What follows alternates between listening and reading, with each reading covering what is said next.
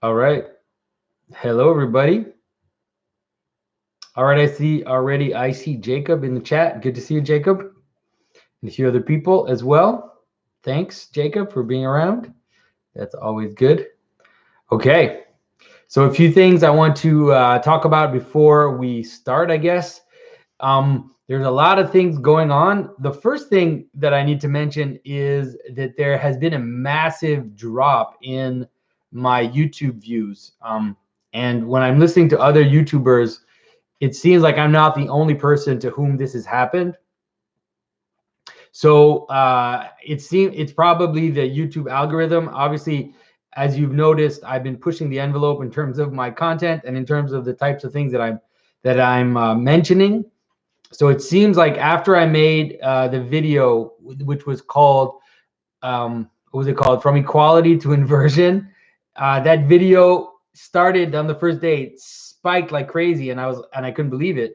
I think within 2 days it had like 30,000 views, and then it just suddenly tapered off and just stopped growing. And so I was kind of freaked out. And then since then, I have seen my views go down almost systematically on every single video. So maybe it's because I'm saying crazy things. It is possible.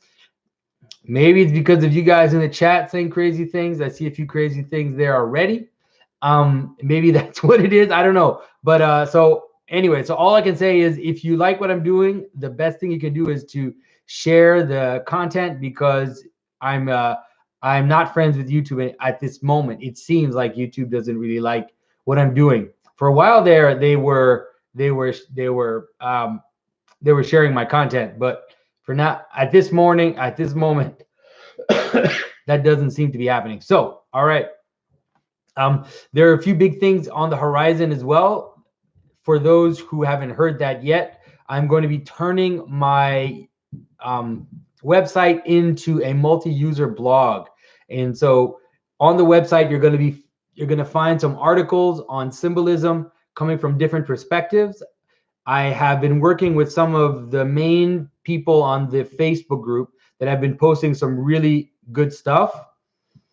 And I was reading a lot of the posts on there, and I thought, man, this stuff is just top level stuff. And so with a core group of those writers, and then a lot of great people that have volunteered to proofread and to edit, we're going to start having we're going to start putting out some articles, and the blog is going to become the website is going to become like a blog on different symbolic subjects, exploring all the things that I don't have time to talk about, hopefully within the same kind of symbolic frame. A few other things. I'm going to be in Seattle on the first week of May. I'll be giving a talk at the Shared Inheritance Conference like before, and I'm also going to be giving a carving workshop during that week. And so stay tuned to my website for that. Soon there'll be dates and ways to sign up for those events. I'm also going to be in Hartford, Connecticut in the month of June with the same thing, giving a carving workshop. Like I told you guys before, these carving workshops, obviously they're carving workshops, but they're also just spending the whole day together. We start in the morning and we usually end, later in the evening. And so it's just a great time to get to know each other and to have some great discussions. Okay, so here we go. I'm going to start the questions with the website. And you notice that I'm coughing a lot, and I'm super paranoid that I might have the coronavirus or something, because when I flew to Boston on February 14th, I found out just a few days ago that it seems like the first case of coronavirus in our area was in the airport on February the 14th. And so now I'm like freaking out, because when I got back from Boston, I got a cold and I've been like coughing and stuff. So I'm like a bit nervous about that stuff. So luckily, I can't transmit the coronavirus through the camera. All right. So as you know, people who are patrons of mine on the different platforms at $10 or more get to ask questions in advance. And then if we have time, I will look into the chat for super chats. And so here we go. So Benjamin RVA asks, you've mentioned that Constantinople was designed to be an iconic city, a divine image. Can you elaborate on any elements of that, of sources where we could learn more about the meaning behind the Byzantine built environment or sacred patterns in urbanism in general? I have to be honest that I don't know a lot about that.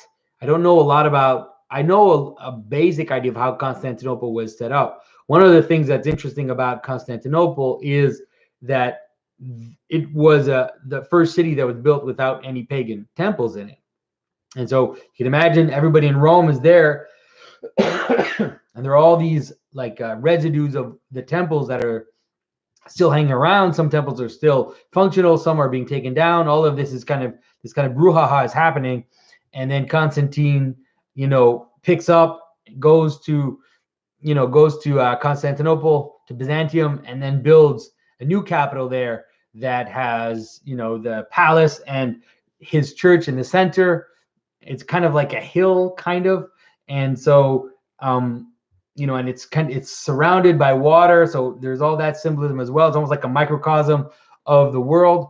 But if you're looking to learn a little bit more about that, there's a man, his name is Timothy Petitza. He teaches at the Hellenic College in the US near Boston.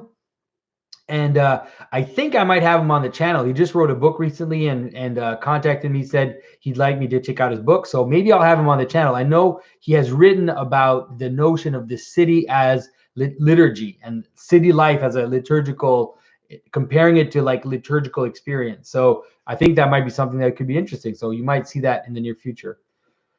I'm gonna be coughing between every question. All right, so Josh the Mover asks, hi, Jonathan. God willing, I'm planning on becoming Orthodox this year. Unless I relocate and find a new job, the only tenable option for me is a Greek Orthodox church the next town over. Ideally, I wish I could join the Russian church. How important of an issue are these communal ecclesiastical issues for a new Orthodox? Can you expand on these schisms, why they occur, and how they are resolved? So the schism between the Greek church and the Russian church is happening at the level of the authorities, and even the authorities both in the Greek and the Russian church, is my understanding that they've insisted that this is not for the communicants, that is for us as believers in the church. It is not a break in communion for us. That is, we have no problem with Greeks have no problems with Russian. In theory, the misunderstanding is not a theological misunderstanding. It is a jurisdictional misunderstanding. It is a fight about territories and about authority and about power. And so because of that, whichever Orthodox church you join that is in communion, that are in communion with the broader Orthodox church, is totally fine. The difficulty you're going to face is that some churches are so, let's say, ethnic, or that are based on ethnic based so much on ethnic questions, that sometimes it makes it a little difficult for an outsider to join in and to really feel like they're part of the church. So that's something that you have to see with the priest, with the community. There are some Greek communities that have been here for a few generations, and they're completely fine, and they're not hostile to outsiders. It just really depends on your situation, on where you are. So I would say just move one step at a time, meet with the priest, tell the priest your worries, and hopefully he can just engage with you about that. So Adam Shallard asks, how does one go about breaking down the negative principalities, patterns in our life? I mean, I would say prayer. I know that sounds just so easy. It's easy to say that. And I agree, because obviously, just like all of you, there are some negative patterns in my life that I struggle to get rid of. But nonetheless, I know that that's the right way to go about, and engaging in the sacramental life of the church, going to confession, taking that seriously, and every time you go to confession, try to see it as a new beginning, and not just something that you do, and just so that you can take communion, but rather see it as a kind of cleaning the slate and then a new beginning, so that hopefully you can anchor yourself and start again, when you go to confession. that's the best I could do. You know, if you can have a good spiritual father, that's probably useful because they can give you advice and they can have authority over you to kind of ask you to do certain things, but it's hard to do it on your own. And I say that because I feel like I also struggle because I have a confessor, but I don't have what I would call a spiritual father, in the sense that he's a great confessor, but I don't think he feels very involved in my spiritual struggle, let's say. Hopefully one day I can find a more involved spiritual father.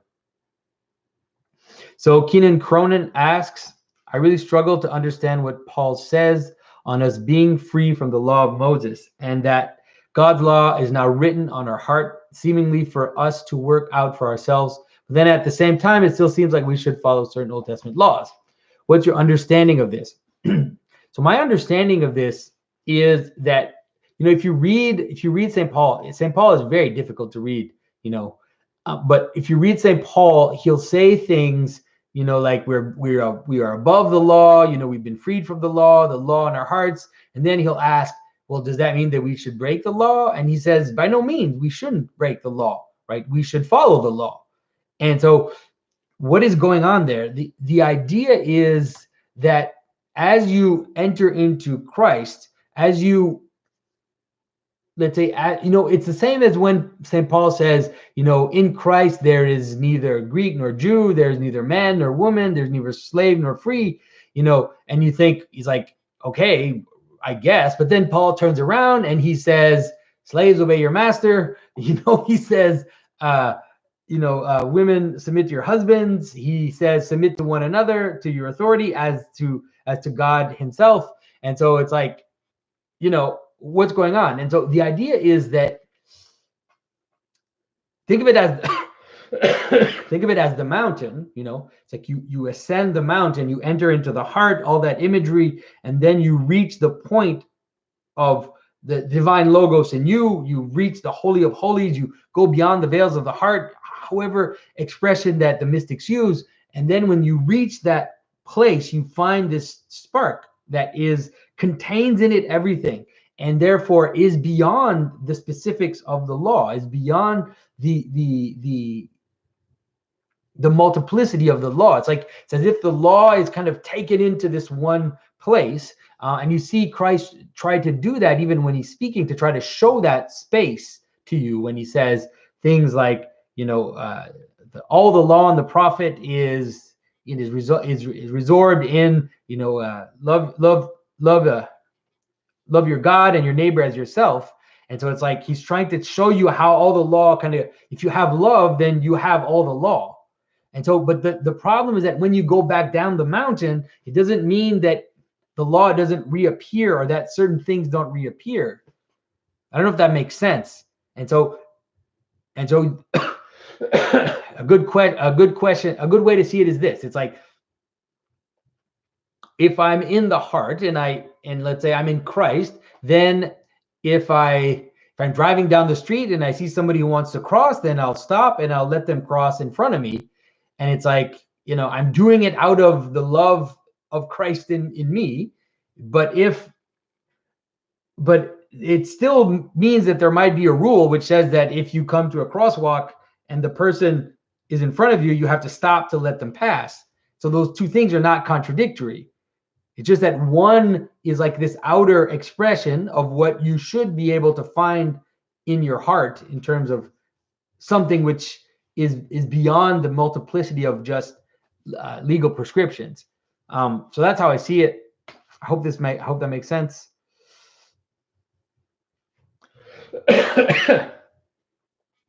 All right, so David Flores says, in the last Q&A, you said some legends say Merlin was the son of a dragon, and I've read some where he was the son of a devil, or the son of a fairy. What pattern is he manifesting? Because it seems that he would ally himself with evil principalities rather than good ones, especially since in some legends he's involved in the subterfuge of Arthur's birth and other mischievous acts. And so I think that the character of Merlin he represents how the things that are on the edge and the things that were before can be flipped and can be turned to serve, you know, the new principle, the new logos. And so, for example, the story of Merlin usually goes that he was the son of a devil or the son of a dragon, like you said. But then when he was born, they baptized him, and then that flipped him. And so he became a servant of God, though still having, you could say, elements of where he came from. And so, you know how a lot of modern, let's say, a lot of modern experts on Arthur will say things like Merlin is a residue from Celtic mythology. Merlin is the remainder of Druidic knowledge or Druidic ideas that have somehow found themselves in the Arthurian legend, and they kind of say it almost like it's this subversive thing. But the actual reality is that, yes, you're right. That's exactly what Merlin is. It's only that it's taking this pagan thing and then flipping it so that it can now participate in the story. And that's what Christianity does all the time. I always joke with a lot of the neo-pagans that, you know, it was Christians who wrote down the Eddas, folks. Christianity does all the time.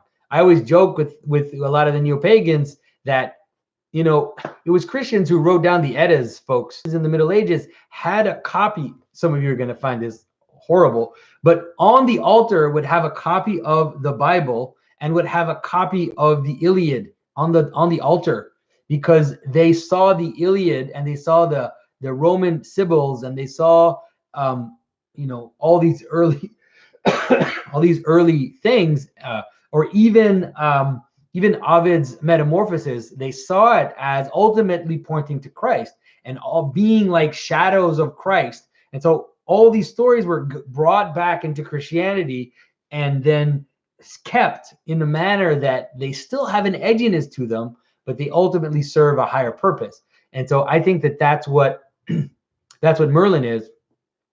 I think that understanding that aspect and understanding Merlin is what we all need to understand now, because we got to do a lot of flipping. We got to start flipping some things over right now. Also, Adam now says disregard. Adam Schillard says disregard the first question. So Adam, because I like you, I'll let you have a second. I'll second a second question. So he says, can you explain the top left of this prodigal son icon with the angels and seraphim and as circles and wings? So I don't know if I don't think I can show you guys, but when you see an angel that has, it's like a circle and it has eyes on it and wings. If you look at my recent drawing of an angel for this T-shirt that I designed, you'll see that it's called a throne. It's just a kind of angel. It's a stylization of a throne, and it's meant to represent also in part the idea of the wheels that Ezekiel sees in his vision. He sees the cherubs. He sees these four cherubs that are kind of like these pillars, and under the cherubs are these wheels within wheels within wheels, and that is what they're supposed to represent. It's a kind of angel, but it's also this idea of the wheels.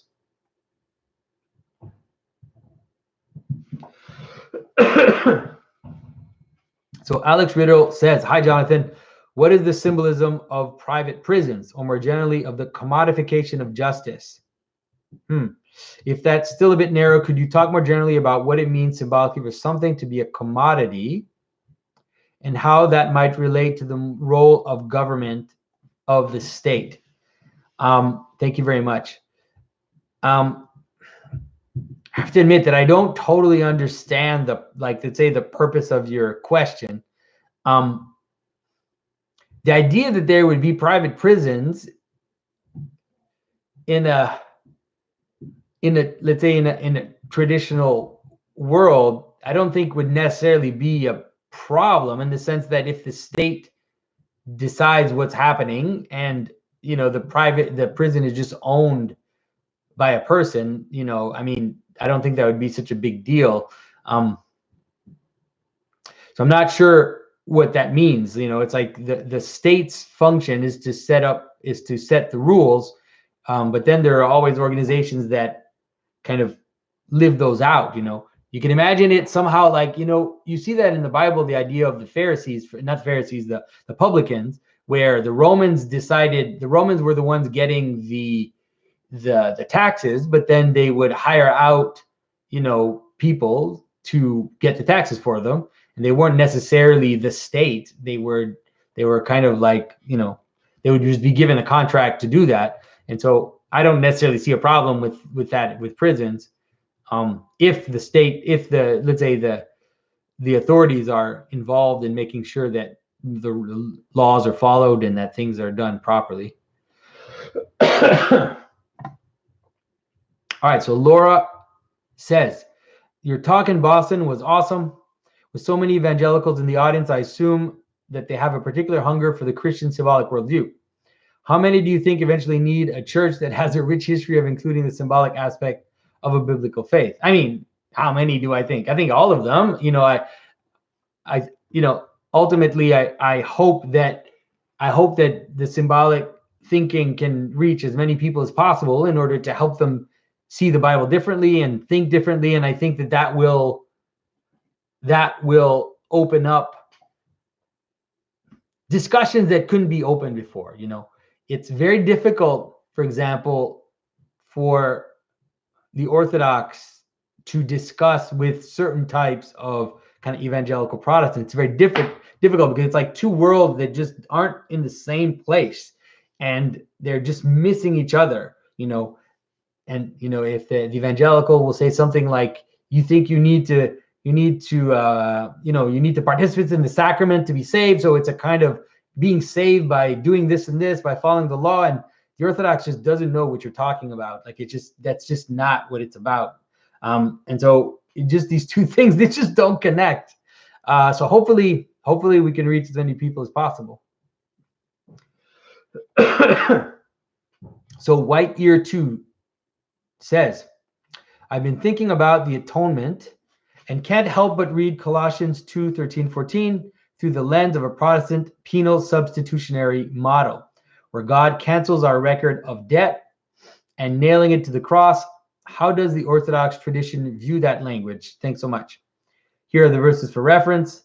And you who were dead in your trespasses and the uncircumcision of your flesh, God made alive together with him, having forgiven us all our trespasses by canceling the record of debt that stood against us with its legal demands. This he set aside, nailing it to the cross. I mean, I think it's a great verse. It's an amazing verse because there's all these beautiful things brought together. When I talk about the patterns in St. Gregory of Nyssa, he doesn't make them up. He really takes them from scripture, but he weaves them beautifully. So it talks about trespasses, death, uncircumcision, right, of the flesh. And so it's tracing this idea of something which is in the margin, right? So you've trespassed, you've stepped aside, you're not on the path, you're not aiming properly, you've gone off to the side. Then you're also dead because of that. You're outside of the garden, you're dead, and you're uncircumcised in the flesh. You've accumulated all this flesh on you. And so all of this powerful thing. And so you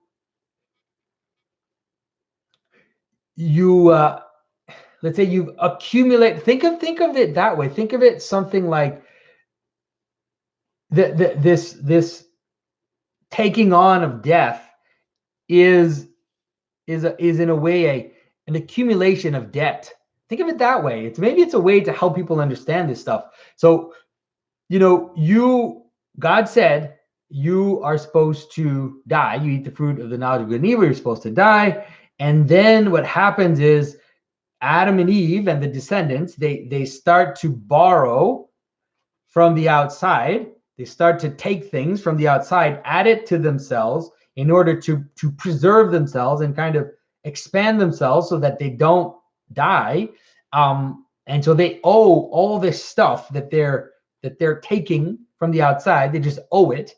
And that's a problem. It's a problem because it just ends up weighing you down, and it ends up keeping you in the world of death. And so Christ, by taking all that on himself, by dying, he tramples down death by death. He by accepting all of this willingly, he's he's able to pin that down to the cross so that you can now enter into the garden. It's like, I don't know. To me, that's fine. I don't think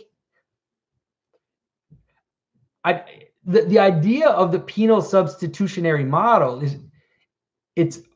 or the idea of a substitutionary model in the sense that Christ took our place, all of the stuff is not totally absent in Orthodoxy. It's just not central. It's not the central tenet. And it's kind of like you can see it more, instead of seeing it as like the central doctrine, it's more of an image to try to help you understand something which is more mysterious or more fuller if you take all the images of the incarnation together and put them together.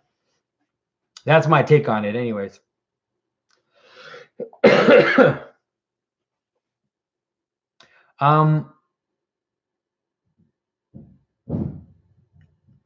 So Jacob, Jacob Russell asked me, how do you handle critique of these hard to grasp ideas from fellow Orthodox Christians? That's a great question. I mean, I'll take critique. It's so funny because I tell you guys, I'm not a theologian. I'm really a symbolist and an artist, and I see patterns in scripture, and I see patterns in the church fathers, and I see the relationship between the different ontological levels of reality. But and I've said it several times, that I always feel very uneasy talking about things like the Trinity or the divine energies and all this stuff. And so, to be honest, like if someone criticizes me and says that I've misspoken or said something which is not exactly right in terms of those things, that's totally fine with me. I take it back, because that's not my purpose isn't to teach people about that. I just try to I'm mostly trying to help people see a symbolic structure in order to help them view reality differently. But so don't take what I say about the Trinity as being, the holy doctrine. Anyways, to be honest, you should never.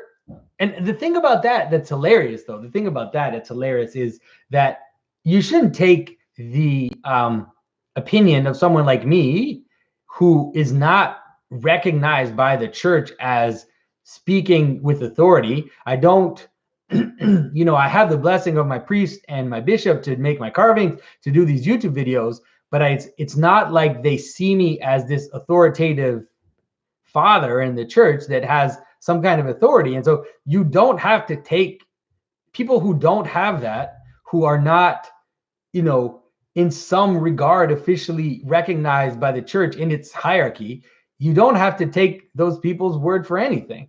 You don't have to take their teaching as being the thing that they teach. And that's also true for those that question you. Everybody online thinks that they have the authority to go after everybody and to attack them. Why do you think we live in this weird democracy where we think that we have the authority to go around and criticize everybody else's orthodoxy? You can do it, and I do it. You've seen me do it, but it doesn't mean that it's an authoritative thing. And if someone comes at you, some rando comes at you and starts to criticize you, you don't have to accept it. I usually, it's happened to me a few times where people have just really gone at me and like writing me DMs and saying that I said this wrong, that I need to take it back publicly and I need to apologize. And at some point I just tell them, you know what, dude, go to my bishop. You have a problem with what I'm saying? Go to my bishop, tell my bishop, convince my bishop that I'm a heretic, and then we'll speak, because I don't know who you are, some rando on Facebook or something. So yeah, sorry. All right, so here we go. Going to continue on here. I'm going to subscribe star. So Nicola asks, what is the symbolic significance of pilgrimage? What is its purpose and how to do it right? Have you personally been on any pilgrimage that you would like to share with us? I would say that I haven't been on what I would consider to be officially a pilgrimage. I've been on kind of semi-pilgrimages, but nothing that I would really, nothing that would look like what I wish it was. Like, I've never been to Athos. I've never been to Jerusalem. I would really love to go to those places. I feel like the times where I've been, to Greece or visited places like that, I felt like I was more of a tourist than a pilgrim. But if you want to understand what the symbolic significance of a pilgrimage is, you will have to see it as a mini version of a return to paradise. It's a microcosm of what it means to go back into paradise, go back up the mountain. And so you can imagine that the mountain of paradise is the ultimate center of the world, the ultimate summit of reality. And then below that, if you look at medieval maps, they would have in the east, at the summit of the world, kind of the way it was drawn, it was quite specific too. In the east, in the summit, you would have the Garden of Eden. That's kind of the summit of the world. And then down in the middle of the map, you would have Jerusalem. So you can understand this Jerusalem as acting as a lower version on the, say, imagine this ontological hierarchy, a lower version of what the garden is.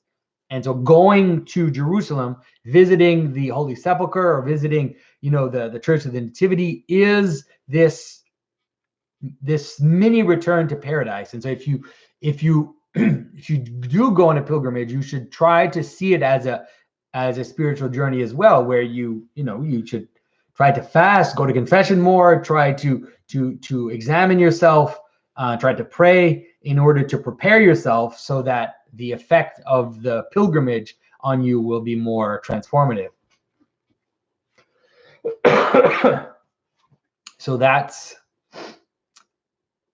So you can see it, but some people have smaller versions of pilgrimages. Like, for example, you can imagine someone who has some issue, some disease or some personal issue, and it's a very specific thing, but now they want to find a solution to that. They're looking to encounter to be healed, or they're looking to encounter some spiritual father.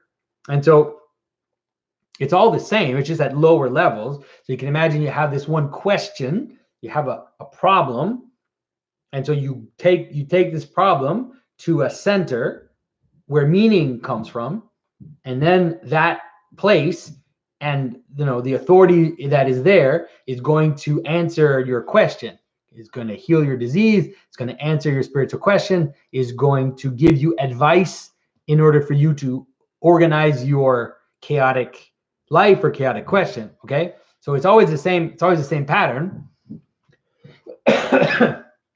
Hopefully that makes sense. All right, so now I jump into Patreon. This is the most questions are here. All right, so Drew McMahon asks, is Christian nationalism a viable term?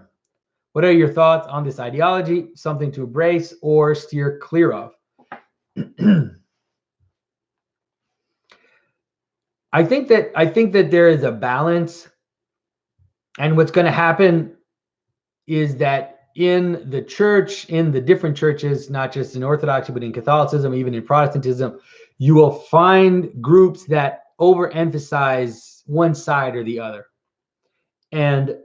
But I think there is a balance. I think that the unity of reality does not deny multiplicity. And there's also this idea you see in St. Maximus where he talks about unity without confusion. That is, the purpose of our unity is not to have this huge, massive mush of mixture, but there is room for particular identities to have their own space, to have their own coherence, as long as people don't take so much pride in that coherence that it actually becomes pride itself, where it actually disconnects you from your communion with others, disconnects you from your communion with God, where you only see your identity as completely opposed to other identities, where all you want to do is fight them off.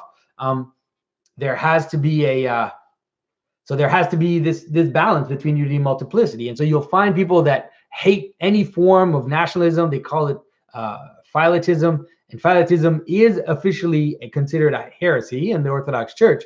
But what it usually means is to view your ethnic group or your lower identity as the most important thing. That's definitely a heresy, because any identity has its reality only to the extent that it's connected to that which is above it. You can't say I'm just a Greek or I'm just a Russian. You always have to see it as a Greek in communion with Russians, in communion with others around you. All right. And so what we'll see, and we're seeing it, everybody is aware, what we'll see as Christianity erodes, we're going to see the two extremes appear. We're going to see a push for mixture, as if mixture itself had some kind of value in itself. You know, the idea that, that this kind of weird joining of all the different cultures, of all the different stuff, you know, like a big bouillabaisse, that somehow has value in itself. And then you're going to see the other side as well. You're going to see people who are going to put their foot down, who are going to really dig their heels in, and are going to want to fight off anybody that is different, and was going to want to protect their borders at all costs. And so, yeah, it's hard to find a balance. I agree, and all that stuff, because you always feel like you need to choose a side. So Agar's Mamis asked, Jonathan, I'm so sorry that you have to answer too many questions. Don't worry, Agar. So Rodrere says, Rodrere recently published an article regarding the coronavirus, calling the situation the China apocalypse. If you still have the energy, we'd love to hear your thoughts on the symbolism of the coronavirus situation in China. I haven't read Rod's article, but it's a serious, what's happening now is going to exacerbate a lot of the problems that we have, because viruses are all about, they're all about identity and infection. They're all about borders. They're all about letting something in from the outside, which can kill you. And so what you're going to see, and you can see it, look, you saw it right away. When the coronavirus exploded in China, what was the first thing like in Canada? The first thing our government said was, don't be racist against Chinese. And I was like, I mean, I wasn't surprised, because there's an analogy between the virus and the foreigner. You know, it's just weird that they right away jumped on that, and they were like, the thing you need to learn about the coronavirus is you shouldn't be racist against Chinese. And I thought it's a dangerous game to play, to push that, because that, once the virus, you've made it about that. You've framed the question yourself, you know, by saying don't be racist against Chinese because of the coronavirus. You've created a frame, but there are two sides to that frame. And when the coronavirus, if it does become a pandemic, then the same thing's going to flip, and now it's going to become the other side. So it's some scary stuff. But for sure, what we're going to see is we're going to see breakdown. We're going to see how infection breaks down social structure, right? So how chaos from below, these little bugs, how they can come up and they can start to eat at the world, and the world starts to fall apart. It starts to break the bonds in your body. It's killing your body, but it's also destroying the social fabric as it breaking down the bonds. And it does so by, now you see this pendulum swing where it's like, here's the virus eating at the bonds of reality. And in order to respond to that, we isolate things. And so we shut doors, we put people in quarantine, but that also, in terms of the analogy between the social level and the personal level, then that will exacerbate the problem, because as you isolate people, which you have to do, you're continuing you're continuing this breakdown of the social fabric by creating these closed boxes in society. And if it gets worse, then we're going to see a lot more of that. And it does in fact seem that it does in fact seem like if the moment we see a totalitarian regime arrive, it could be something after a pandemic, because enough chaos is going to call, people are going to beg the government to come in and, bring the sword down. So we might see that in China. We might see the Chinese really cramp down on their people, not just in China. We might see it happen in Europe. We might see it happen wherever it is that this outbreak spreads. Yeah.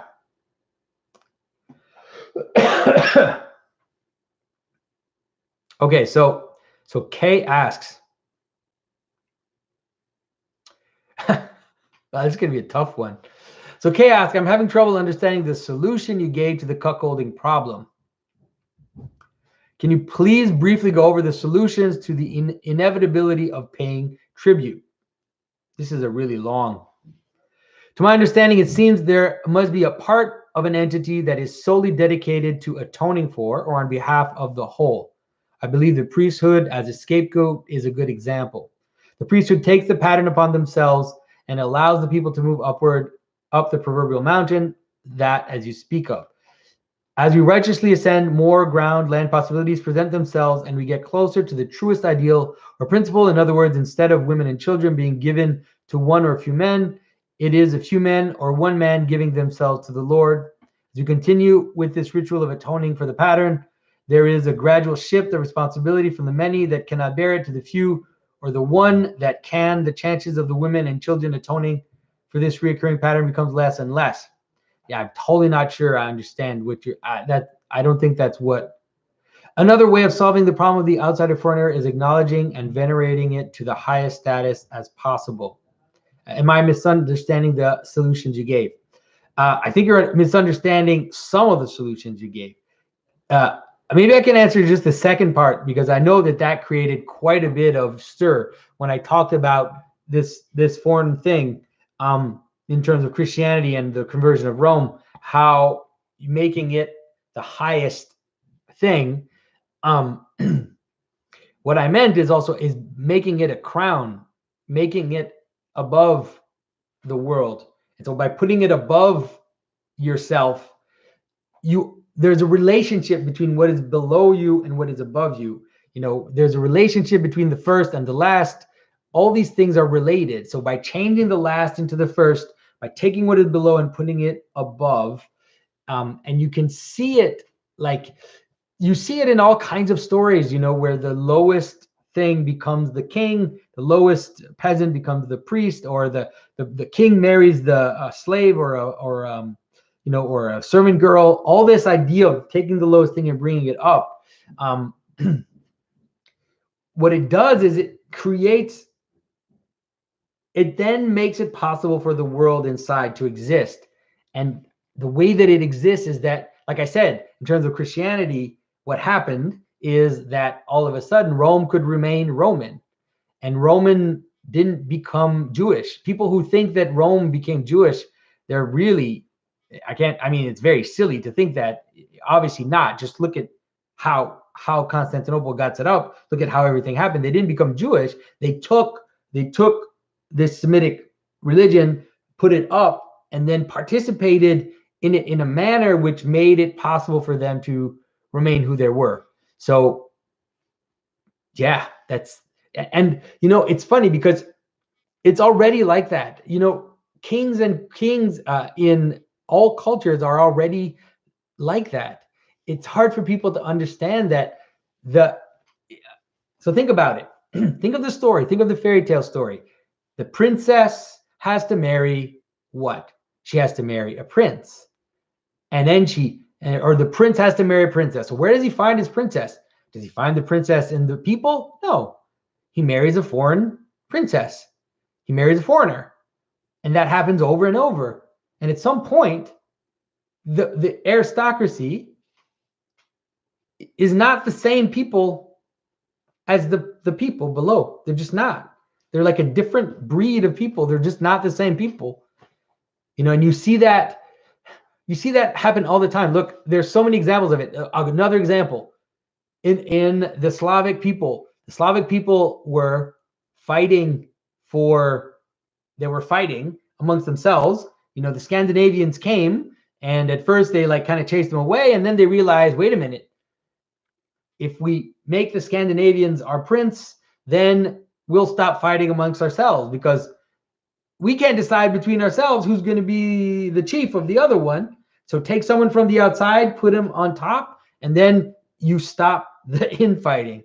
You see it happen in companies. They take CEOs. They rarely take CEOs from the company. Usually they tend to take a CEO from another company, because by taking something from the outside, putting it at top, then there's the question of who among the people in the company is going to be the chief is resolved, because you take it from the outside and you put it at the top. So there's a million examples of that. So hopefully that makes sense.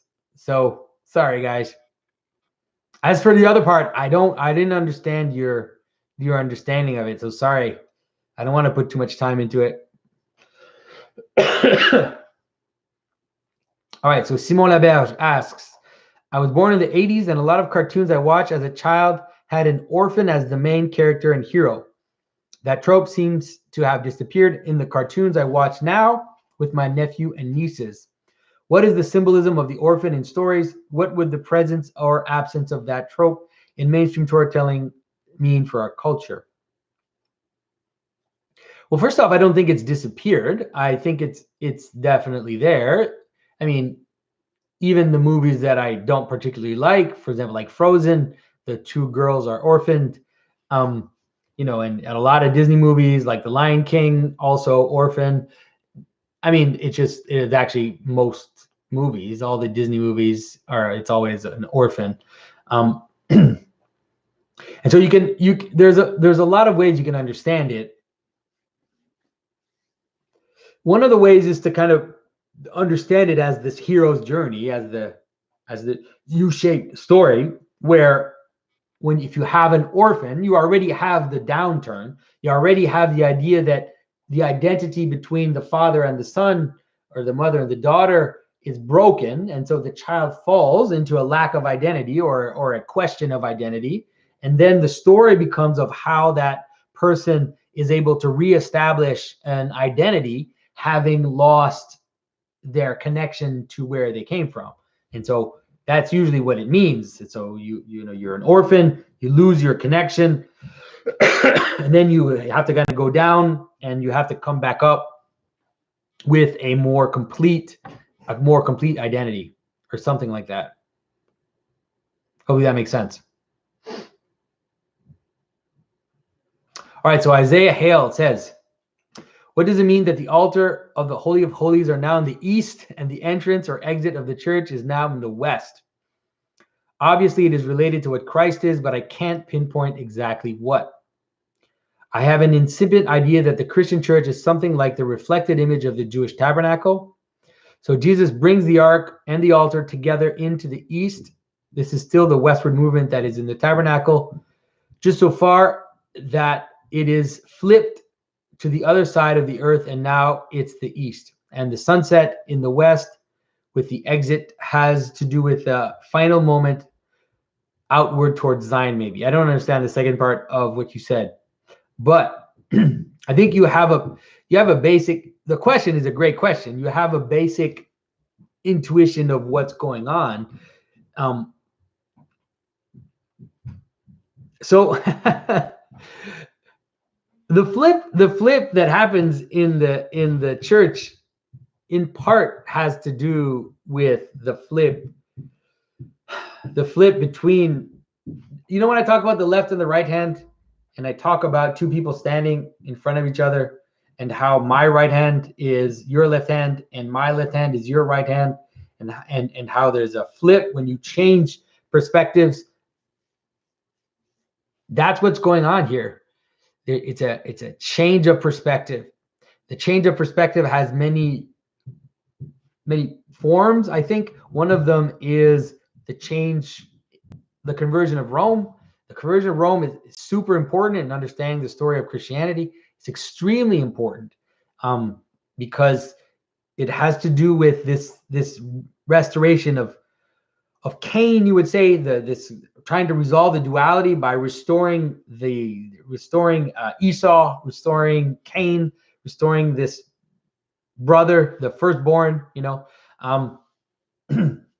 But then that also means there's a flip, and the flip happens in so many strange ways. You see it, in Jewish tradition, it seems, for example, that Saint Michael is kind of seen as this angel of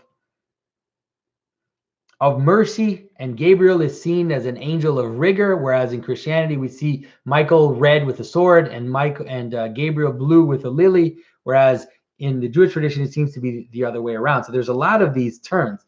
But in terms of Christianity, if you want to understand how it happened, it's that in the scriptures it talks about, Ezekiel talks about the final temple, and in this notion of the final temple, there's a sealed gate in the east of the third temple, and the sealed gate is the gate through which the Messiah will come.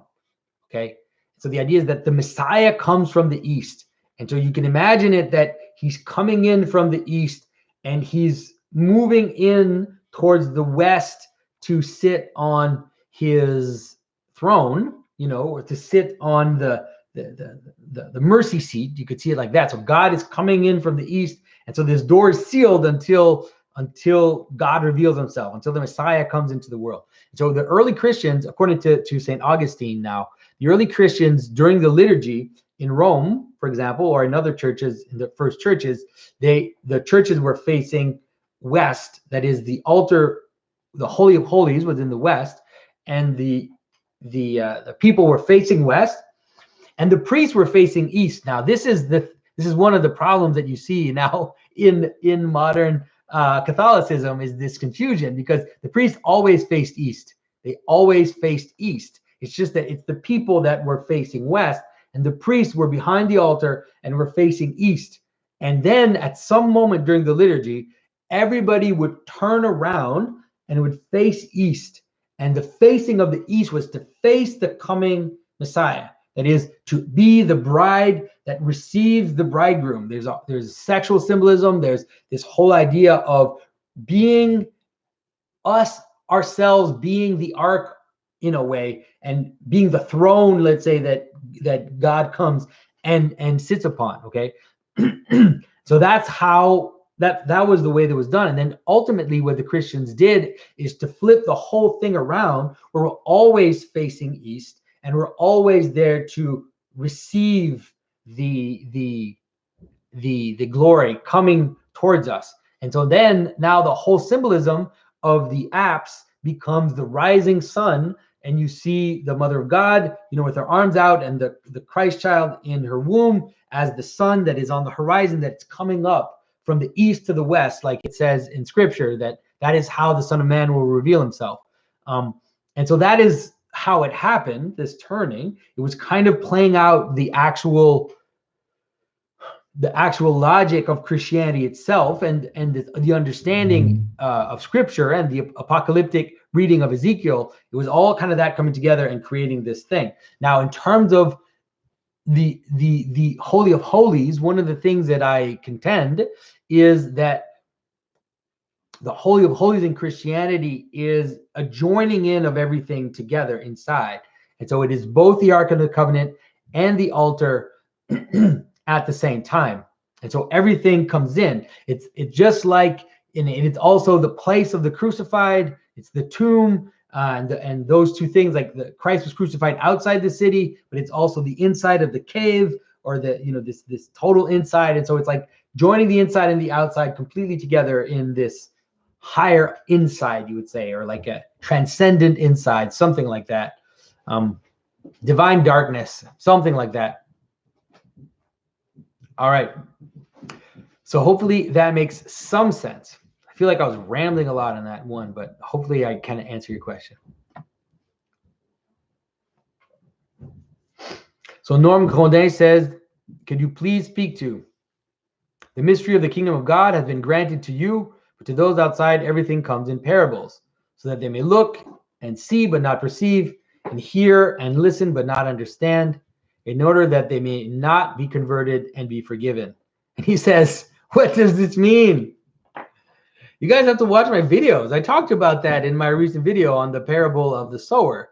You have to see this saying by Christ as in balance with the parable of the light under the bushel, which comes usually, I don't know if it comes after in every version of the synoptics, but usually it comes right after. And so you have this parable which says you have to come inside. Those that are inside will receive. Those that are outside will be cut off. Those that are outside will only hear things that don't make a lot of sense or just forms. Those that are inside will receive the divine patterns, will be able to see the pattern of the story that I'm saying and not just see this random story. And I have tried to connect it for you guys with this idea, with one of the connections of it is an experience that a lot of you probably had, which is starting to see the symbolic patterns and then all of a sudden realizing that you were blind before that, that you were listening to stories, you were watching movies, you enjoyed them, but you couldn't really pierce them. And so now all of a sudden you feel like you've been brought inside and you can see the light which is hiding. And so that's the first part. But then the second part of the same, in the same text, it's Christ saying that you should not put light under a bushel, that you should be the light of the world, that you should, that should shine in the darkness. And so you have to see those two together. This idea, you come in, you get the patterns, you receive, you have this ascetic motion towards the top of the mountain. But then once you get it, Moses comes back down with the law and gives the law to the people. So once you get the pattern, then you can illuminate things and you can point and show people what things mean.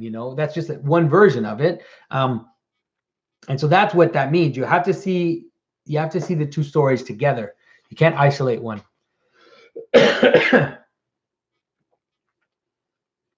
All right. Okay. So Justin Seligman asks, have you read any of the Catholic Nouvelle Théologie theologians like Henri de Lubac, Yves Congar, Jean Danielou? If so, what is your opinion of them and their influence on Catholicism? It seems to me that we're attempting to revive a sacramental ontology, not unlike your own work, and what you would find, and that you would find many points of agreement with them. Yes, I agree. Lubac and Danielou, I know for sure Danielou was part of my journey. I read some of his texts on Genesis early on when I was kind of asking these questions. And I think you're right. And, there are people like Balthazar as well, are people that seem to want to regain a cosmic vision of Christ and how Christ, appears in the world. And so, but I don't know what their influence is on modern Catholicism. I'm not sure what that is. And also sacramental, like what is their relationship to Catholic sacramentality? But yeah, Danielou, I remember really enjoying his works when I read them. So Richard Anderson says, first of all, thank you for all your work. I'd like to know your thoughts on the fulfilling of hedonistic desires and if it holds any place in a sober Christian worldview and lifestyle. I know you spoke on how there are exceptions within certain religions and cultures, which I found to be informative, but I would like to know your thoughts on how this topic can be understood specifically through the lens of Christianity. Hope this makes sense. Ha ha. Well, for sure, in traditional Christianity, there's no place for the fulfilling of hedonistic desires in the way that we understand that today, for sure, in this kind of in the way we understand this, we have this hedonistic culture now. For sure, that's not at all the case.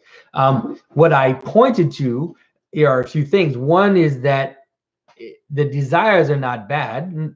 All the church fathers agree that our desires are not bad. They just have to be pointed in the right direction, and they have to have the right place in our human structure, let's say. And there is a need sometimes to have a kind of asceticism, to rein in the desires, to prevent them from becoming wild and taking over. But there's nothing wrong with the desires themselves. And so you would say that all the basic desires are resolved in God.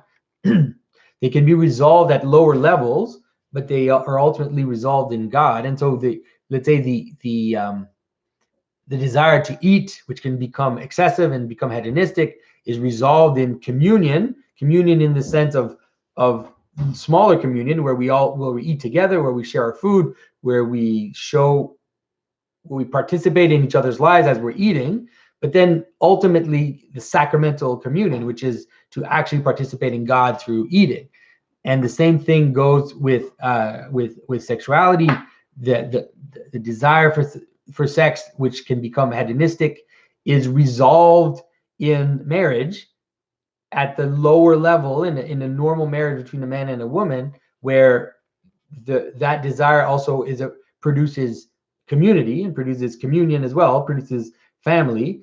And but then ultimately, as brought into our acting as the bride of Christ, are acting as the ones who are joined with God in something which is analogous to sexual union.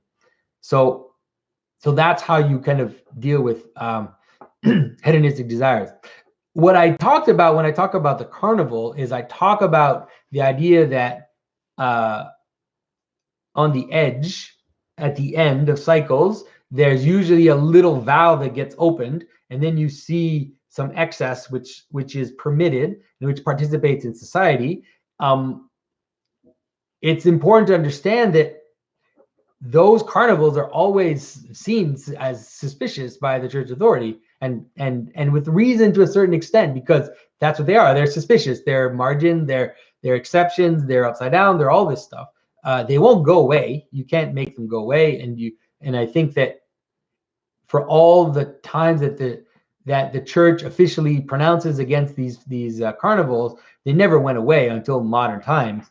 And so it doesn't mean that if you participate in those carnivals and you let yourself go, doesn't mean it won't be detrimental to your soul. Like, you have to be careful in those moments where there's when you participate in some kind of feast, you have to be careful, because yes, you can feast, but there's always, who knows where the line is? It's different for different people, but you usually know when you've lost control of yourself, and you have to be careful that it doesn't infect you in a longer relationship of loss of control, you would say.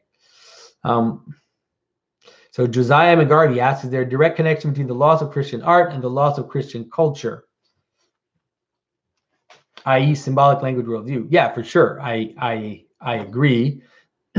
I think that there definitely is. I think that as the modern thinking started to appear, and let's say the architecture of the church, or the icons or the sacred chants started to be seen as arbitrary, then at first people kind of surfed on what Christianity had brought in terms of a synthesis of different cultures and of different ideas of everything to Europe. And at first they kind of surfed on it for a little while, but you could just kind of start to degrade. And in the end, you have Frank Gehry, and you're like, what's going on? What happened? You wake up from your drunk stupor and you're like, okay, this is what we have to deal with. All right. So JD asks, what is the symbolism in the story of the Tower of Babel? Dude, I am not going to answer. JD, that is an amazing question, but I should probably make a video on that if you want me to kind of go into it. I'll give a brief idea of what it is, and so, but I could go into it a lot more. It's about the problem of trying to unite everything. It's the problem of pride.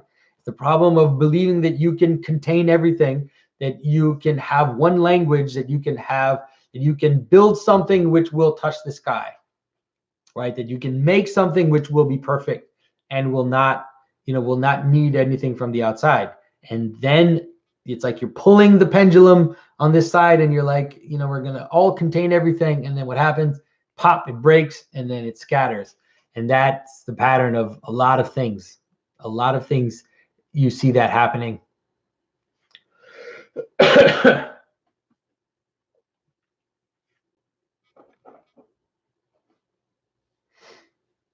So Benjamin Wood asks, would you agree that one of the themes of the Old Testament is the independent nation of Israel being tyrannized by empires with universalizing ambitions like Egypt, Babylon, etc.? Does this tell us something about God's vision for the scale of a polity? How does this jibe with the Christian Eastern Roman Empire and its scale? I'm still reading about Byzantine themata and their administration. I don't know much. I would say yes. I would say for sure, not Egypt and Babylon are definitely not the same thing in the Bible, but for sure Babylon is Babel, right? You can just see it in the word. It's the same word, Babel, Babylon. It's in Babylon. You see it in the story of Daniel, and you see it in how Nebuchadnezzar and the Babylonian kings, how they did it was they tried to get people from all these different cultures, and they brought them to Babylon. So Babylon, when in Revelations it talks about the whore of Babylon, that Babylon is this whore, because Nebuchadnezzar tried to gather all the nations into one place and to have this coherent thing, which was just all the nations at the same time, and so that breaks down, right? That's also the Tower of Babel. You try to do that, try to bring everybody into one language, one world, one government, whatever, and then what's going to happen? It's going to shatter and it's going to break down.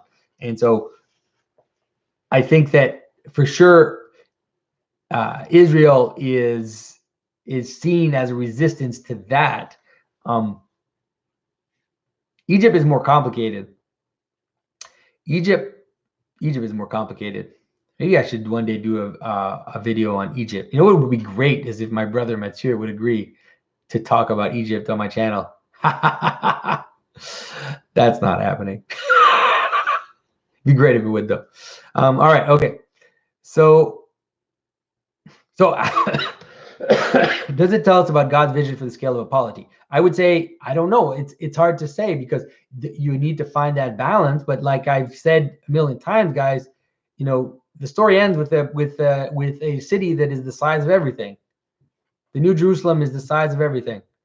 The outside of the city of the New Jerusalem is absolute. So there's no narthex in the New Jerusalem. All right. So Taylor Wilson asks, what do you think of dream analysis? Thanks. To be totally honest, I think, and this is also something I think that is backed up by the church fathers. I think that most of the time dreams are just chaos.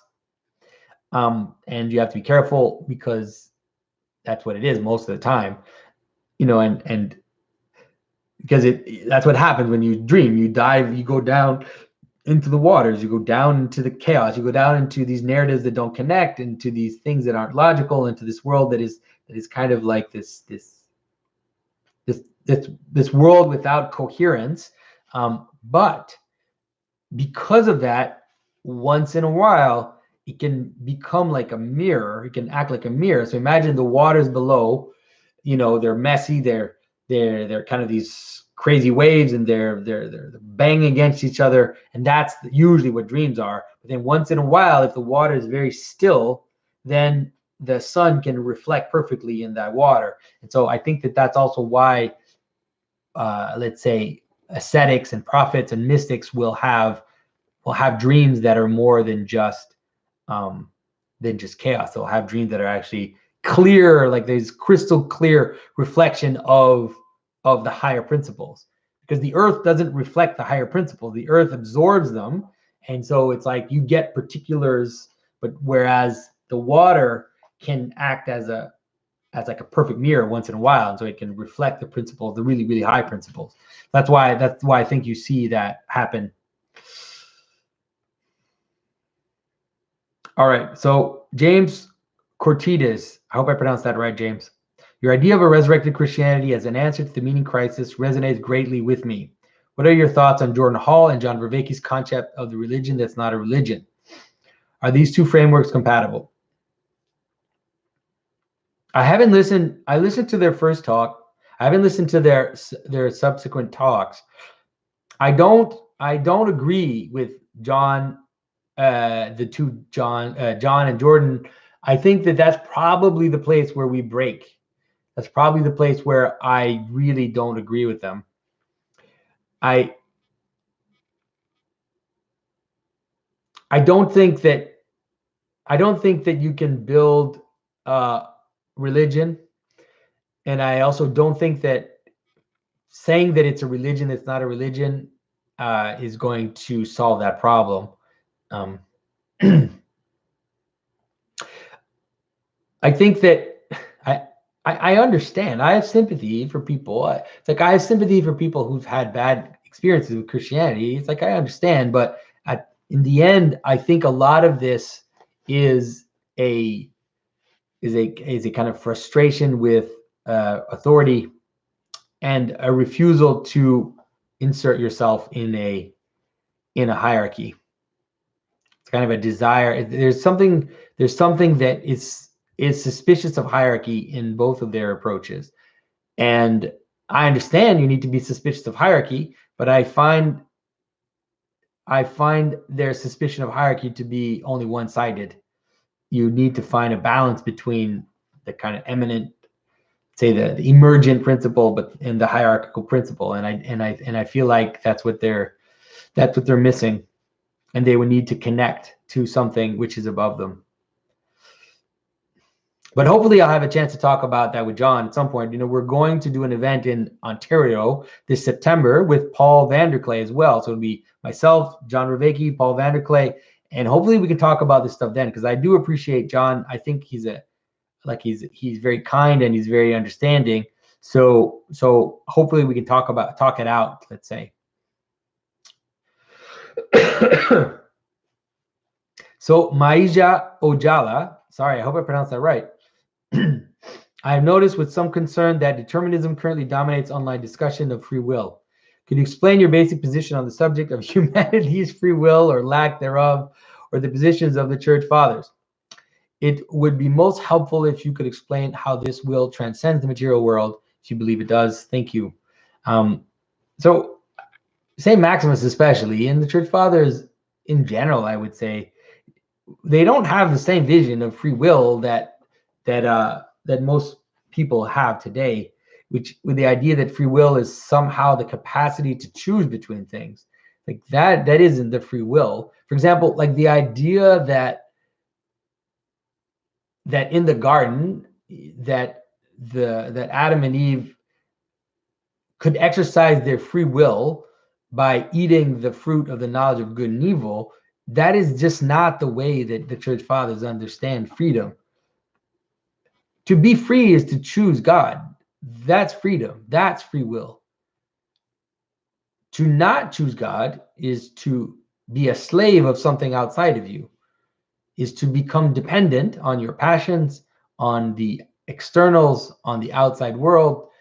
And so the only freedom we have is when we align ourselves with the will of God.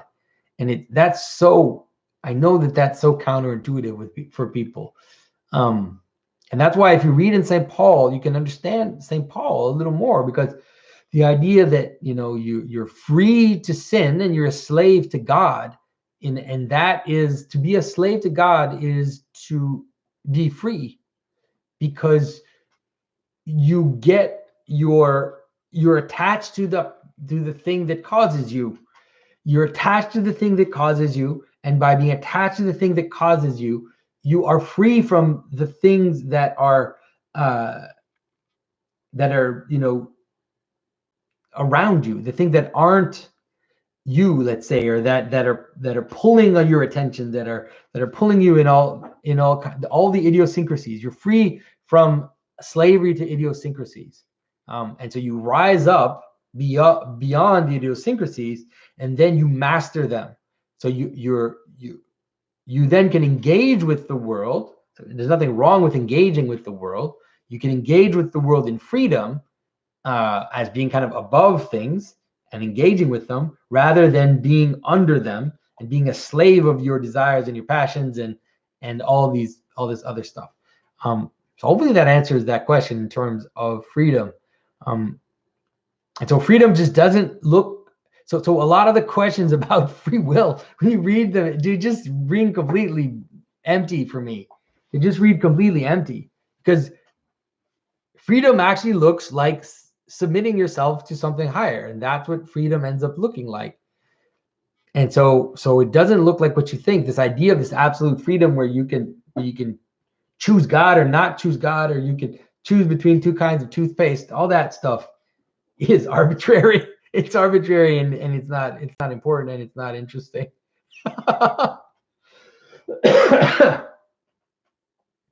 All right, Frank Rowley asks, is there a difference between the garments of skin provided by God and the teaching of the watchers in the book of Enoch? Ha ha ha. Frank, man, great question. Tough question. The obvious answer is yes, but how does one differentiate? Man, that is a really tough question. That is a tough question.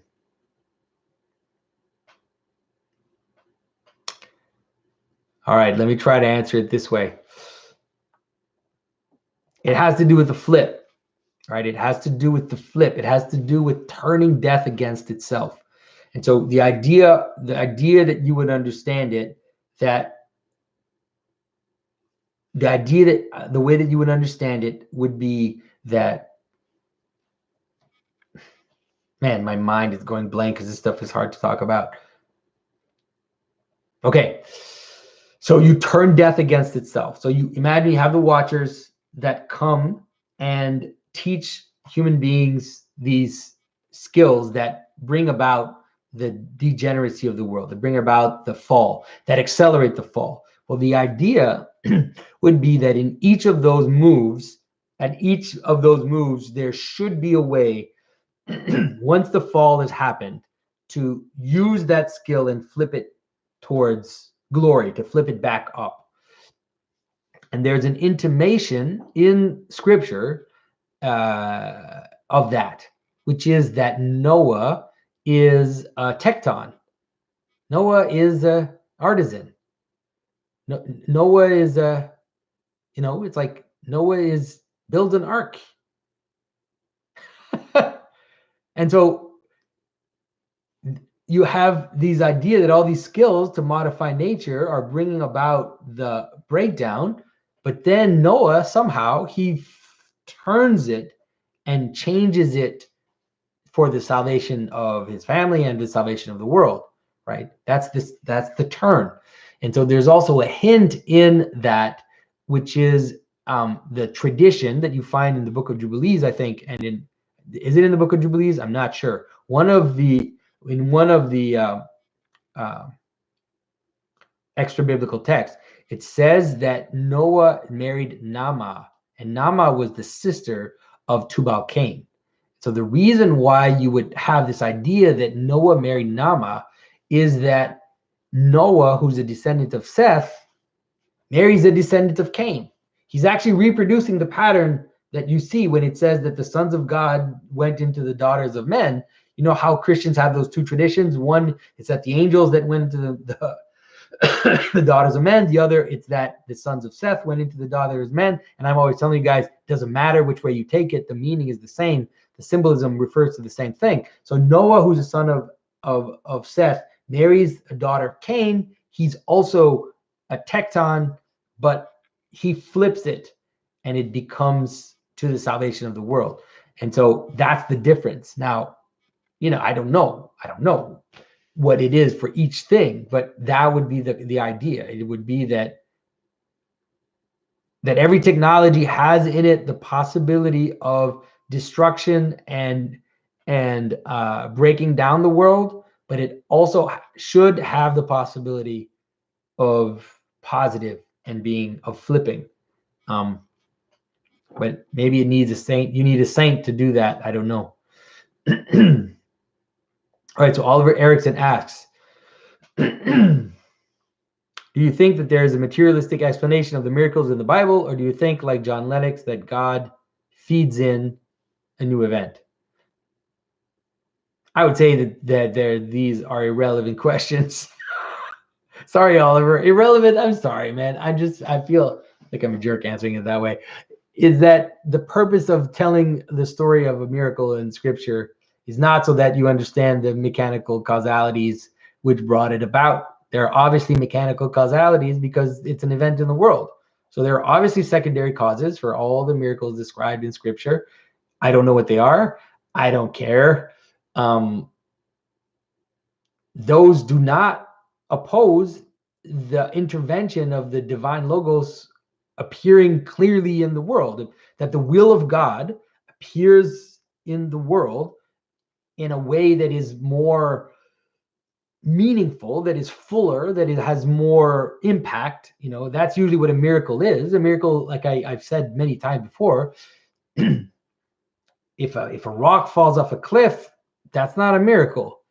If your enemy is attacking you and you're praying God, and as you're praying God, the rock falls off the cliff and crushes your enemy, that's a miracle. Miracles are the place where meaning and phenomena are so joined together that they shine really, really brightly, and so I don't know like what the material causes are of the miracles, and I don't know, like I don't know. I don't try to find what's under the description in the story. I tend to see the story as being sufficient in terms of description of what the person encountered. Like I said, I don't think that the stories in the Bible are made up. Like I don't think that people were just sitting there making up stories. I think that they are description of events, and those are the descriptions of the events we have. There's no use to try to go under them and try to figure out. You get that. You hear these people who, you've heard this. You've heard all the explanations of, like the crossing of the Red Sea, that maybe there was this wind, and there's this special wind that comes once every whatever, and it could have blown the water so that it would spread the water. And you're like, you know what, dude, this is useless. You're not helping your soul by thinking about this stuff. All right, sorry. All right, sorry guys if I'm like this. I don't know why. I think it's this coughing has got driving me nuts. All right, so Kevin Patterson asked, what is the relationship between symbolic liturgy, esotericism, and the modern notion of cult? What is the relationship between modern liturgy, esotericism, and the modern notion of cult? I mean, those words are so full. Like the word esoteric now is just so ruined. It's just completely, it's been ruined. When someone thinks that esoteric has something to do with crystals or something, it's like, it's so ruined. Let's say it this way. It's like, if you read it, when you meet some Orthodox priests who refuse to use the word sacrament, for example, they only use the word mystery, and they talk about the mysteries of the church, and you have to be initiated into the mysteries of the church. They're not afraid to use that language, which was used by the church fathers, which is a language that kind of pseudo-religious cults, of the modern cults, will use that language, right? And so, on the other hand, you have other people who freak out when they hear Christians talk about initiation and talk about the mysteries, and have this idea that people were prepared and that baptism is a form of initiation. It's like people freak out because they have these modern occult, kind of weird occult stuff to refer to. And so we just have to be able to separate the wheat from the chaff. I think, I've said it before, like I have some sympathy for modern, let's say, kind of 19th century style occultists. Like I have some sympathy for them in the sense that I think that one of the things they wanted was they saw how Christianity around them was so stale, was so devoid of mystical reality, was so devoid of cosmic significance, that they that they that they kind of created these weird alternatives that had these kind of the initiation structures and all this stuff. But I think that the best of that is in the church already. It's in, it's in the Christian liturgy. I think that's the best I can do with that. All right, guys, it's almost 10:30. I'm gonna now go into the super chats and see what we got.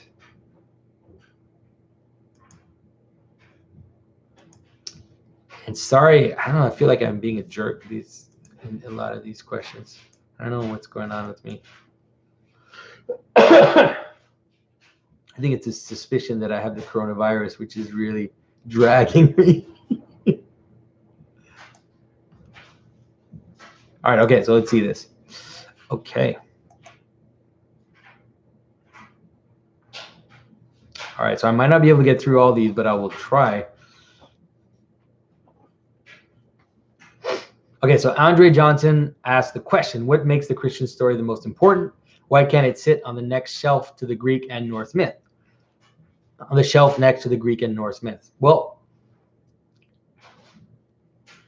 I'm going to give you, you know what? I'm going to give you a very practical answer to that. I'm not going to give you a metaphysical one. I could give you a symbolic and give you the symbolic reasons why I think that the story of Christ resolves all the stories. Talked about it quite a few in a lot of my videos, but I could tell you the basic reason, very practical reason. It's that those stories are gone. No one lives in those stories anymore. No one really worships Zeus anymore. People who think they worship Zeus are pretending they made it up. It's a kind of weird syncretic, pseudo religion, and it's the same with the Norse. No one really worships Odin. It's all role play. It's all they're all pretending, they're making stuff up. The link, the connection between those realities have been cut. And if you don't, I understand that people wish that didn't happen, but it did happen. And you know who did it? It's your ancestors that did that. It's not something from the outside, not some outer magical weird thing called the church that dropped in and cut those links. It's us. It's our ancestors that did that. And so the reason why the Christian story is the most important is because it's the one you can live in. You can actually be in that story. It can be your story. That's it, man. Hope that answers that. All right, so Charles Snippy says, hello, Jews and Mormons share many of the Christian scriptures. Where and why do they go wrong, despite having the key to understanding the patterns? I think Jews and Mormons are very different. They're very, very different. Jews have the what we call the Old Testament. They have the Tanakh,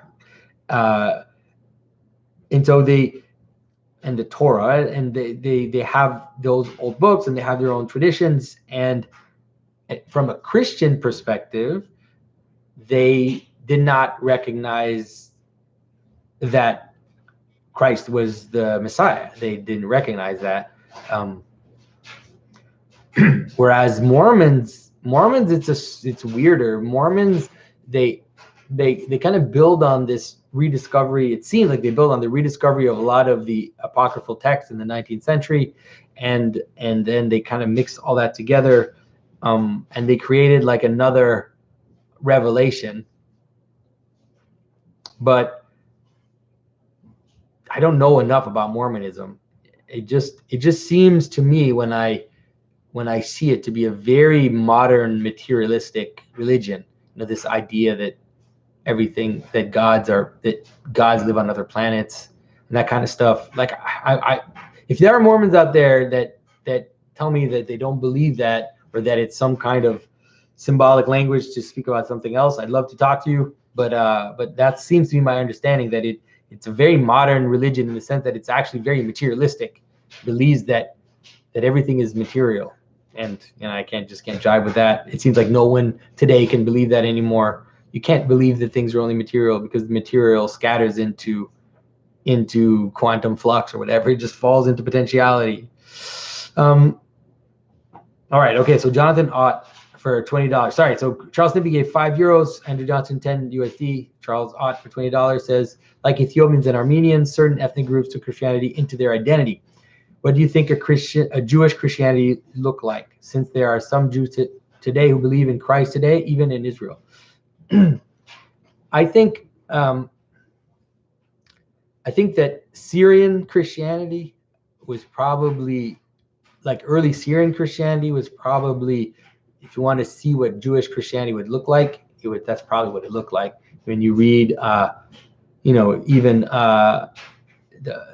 the Syrian saints like Saint Isaac and Saint Ephraim, they definitely, you can see that they definitely have some insight into Jewish tradition that some of the Greek fathers don't have.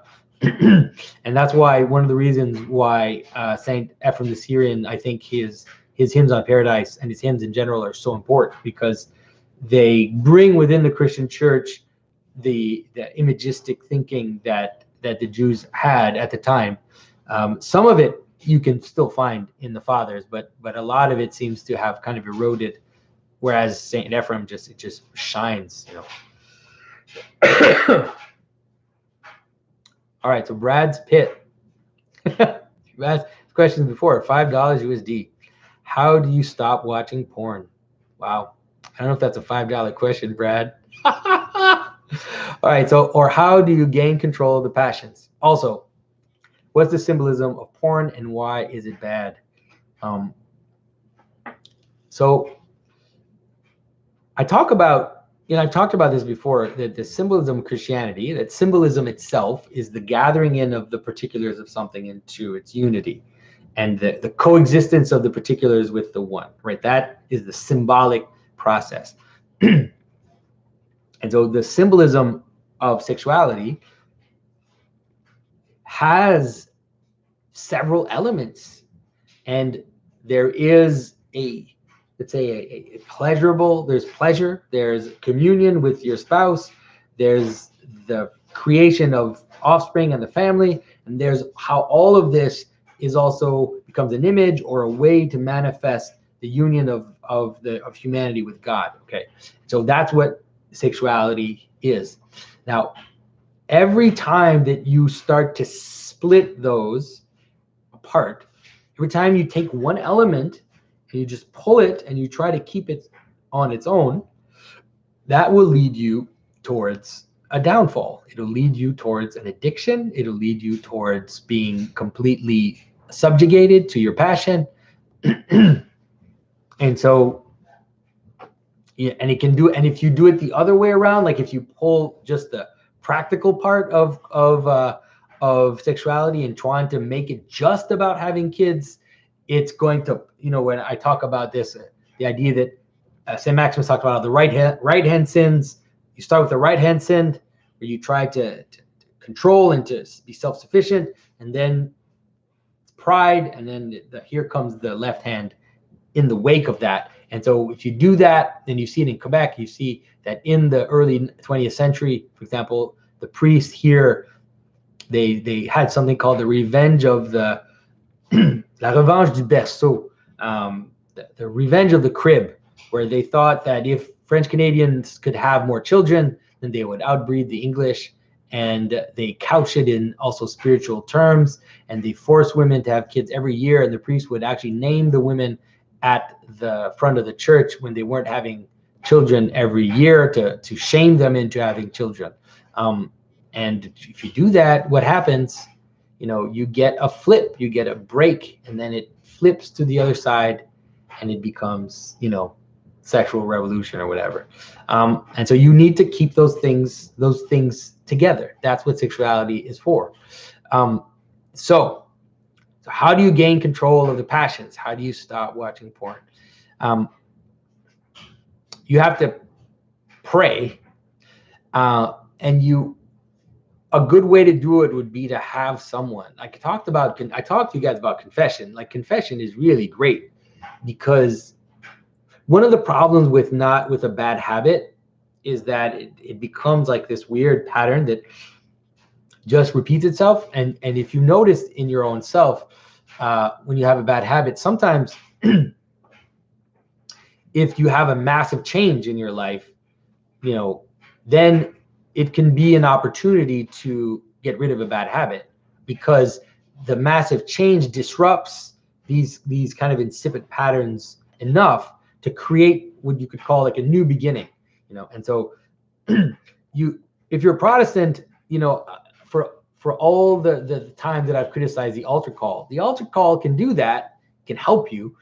Going up for an altar call can be a moment, like a cathartic moment, where you create a new beginning, and then you can kind of ground yourself on that to start again. In the Orthodox Church, I think that's what confession is. The best use of confession is that every time you go to confession, try to see it as a clean slate, to try to kind of to start yourself again. And the second, okay, so here's a more practical thing about that, is that the problem that you have when you fall into those kinds of sins is you forget yourself. You forget. And there's a moment where you switch. There's a moment where you could say you lose consciousness, actually. You kind of lose consciousness, and then the porn addicted version of you takes over, right? And it's so strong that once you're on the other side of your sin, once you've eaten the cake, once you've drank the 6-pack, once you've whatever it is that your sin is, then it's almost as if you immediately look back at that person who did that and you don't recognize them, because it's like a demon. It's like you have like a demon. There's like an aspect of you which is completely isolated and is taking over. And so one of the ways to not have to not fall is to remember yourself, is to be attentive and to not forget. So be attentive to the times. If you're watching porn, be attentive to the times that you do that.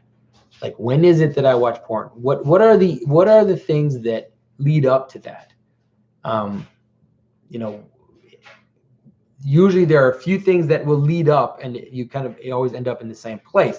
So what are those things? Identify those things so that you recognize the first things before you fully forget yourself. You see right away. It's like, oh, I don't know. Like, I don't know what it is. It depends on your story. Like, it's like, oh, am I going to my computer at 11 at night? Like, why am I doing that? Or am I, like, whatever it is you're doing? It's like, you know what the steps are. So you have to stop yourself before. You have to remember yourself.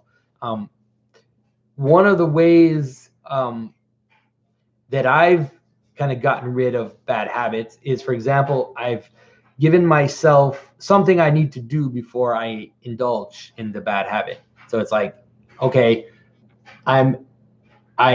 before I do this, before I fall, I have to do something. I don't know what it is. Like, it could be anything. It could be you have to write down your name in a book, or it could be anything. The idea is to create steps between the moment you fall and the moment that you're, the moments where you still remember yourself, to create some intermediary steps where you can break and you can stop the demon from coming in and taking over. A good way is also to use the Jesus prayer. That works for a lot of people too, is to repeat the Jesus prayer. Lord Jesus Christ, Son of God, have mercy on me, a sinner, and to repeat that in your mind in order to not forget yourself, and to not lose consciousness for that moment it takes for you to become that other person. So those are some tricks. You can have, there's so many things you can do. You can know, if you know the places where you are when you indulge in that kind of stuff, then you can create reminders of yourself, for yourself. You can have something up on the wall. You could have your background of your screen being an image of Christ. You could have, like, there's all kinds of things you could do in order to help you remember and not forget. All right, hopefully that is good. All right, so Brakir. Wow, Brakir on a roll. $1.99 giving me super stickers, $50. Wow, Brakir. And $1.99 USD as well. Thank you. A bunch of people giving me stickers. Wow, you guys, thanks a lot. Murky Forgotten. Brakir again. Thank you. So Skylar. $9.99 USD. I'm having trouble reconciling Satan as the enemy versus merely an accuser. Is it right to say evil Satan has no subsistence beyond man's imitation of man instead of God? In other words, who is Satan? I don't think I totally understand the second part of your sentence, but so you can understand the idea that Satan is, so you use a different image. We say diabolos, right? The one who splits apart. We say the accuser, we say the enemy, and all those things are related to each other. So you can understand it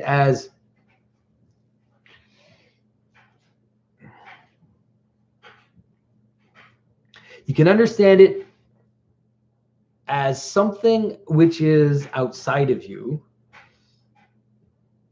looks at you and sees how you're failing, how you're not what you're supposed to be, right?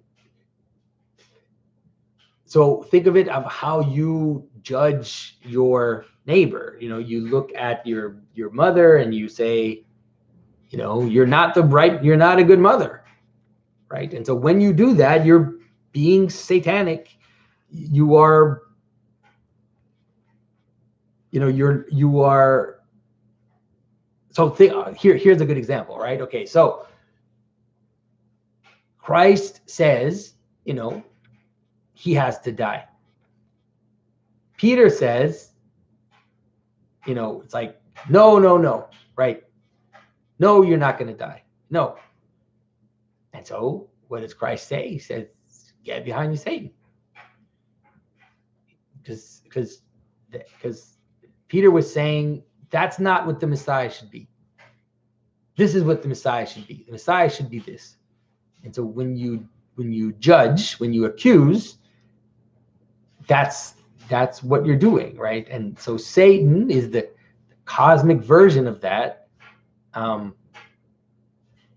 And so he accuses us of not being in the image of God. But at the same time, he also, it's a weird thing because he's also the seducer. He's also the one who kind of pulls us away, who separates us, and he pulls us away by, on the one hand, telling us, that we should or could be like God. On the other hand, telling us that we're not like God, that we're not living up to what we should be.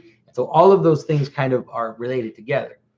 So that's as close as I'm going to get in terms of explaining Satan to you. So I hope that was useful. Kind of running out of voice here, guys.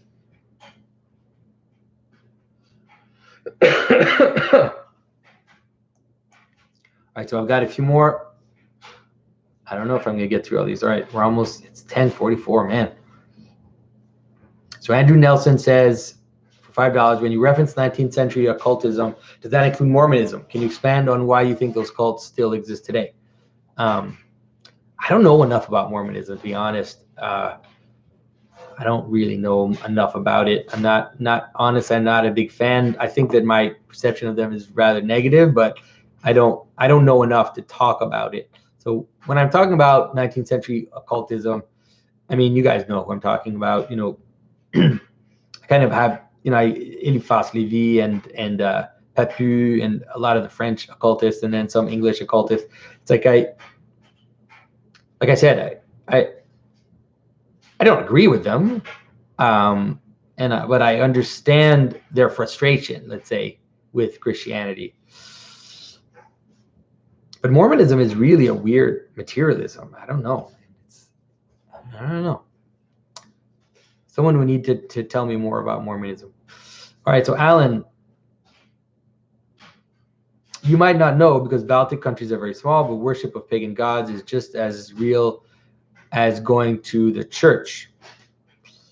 Well, I don't know. I'd have to see proof of that. That's a very interesting idea. What do you think of Hinduism? What do I think of Hinduism? Yeah, I like the Vedas. I like there are some, like, I think that you read Advaita Vedanta, you get some really fascinating insights. I don't agree with everything. I think that a lot of the questions that they were asking were very good questions, very interesting questions. And I think that the notion of Hinduism is a very strange notion because Hinduism is like so big, so huge. So I guess that's as close as I'm going to get to answering that question. All right, guys, I think we're done. I think we're done. So maybe this is going to be the last one, guys. Okay, Shot in the Dark, 5 USD says, are you familiar with Kierkegaard's thought, and what is your opinion of it? Oh man, how can you ask that question at 10:45? I can't answer that. Yes, I am familiar with Kierkegaard's thought, and I think that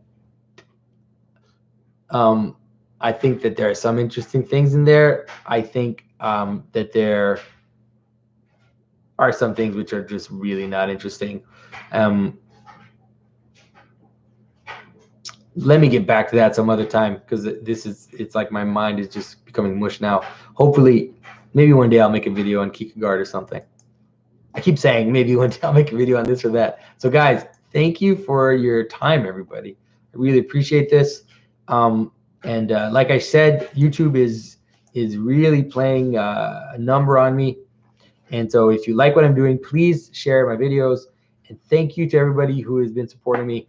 You know, the financial support is really, you know, it's one of the reasons why I feel like I've been able to now put together this this new blog where where other people are going to start to get involved. It's going to be like a training ground for symbolic thought. You know, it's giving me the possibility to do a lot of stuff.